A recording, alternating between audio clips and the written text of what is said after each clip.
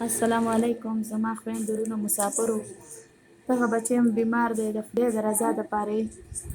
دا وګوره دا د ده حالت دی دغه بچی بیمار دی ده ته یې موږ داسې کړو چې ډېر زیات یې پریشانه کړي وو ډېر زیات یې خفه کړي وو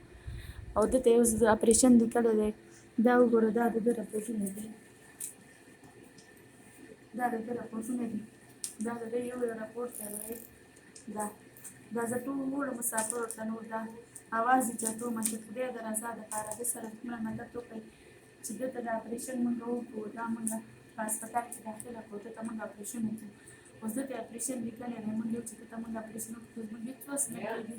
دا خو زموږ د کور حالت دی دا د کرۍ کورونه دي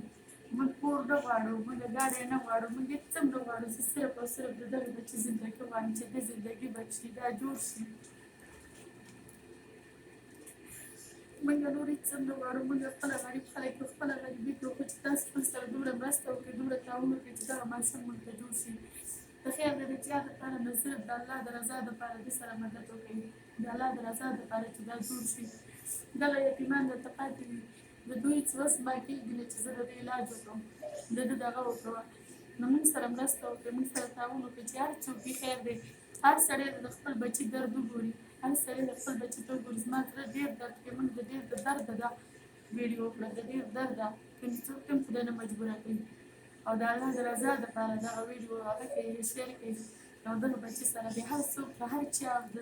وسه کېږي او د سره مدد وکړي چې دا جوړ شي ده باندې 15-16 لکه روپۍ لګېږي زموږ هېڅ وس ورته نه کېږي نو موږ تاسو سره دغه د دې کور حالت وګورئ دا د کرۍ کورونه دي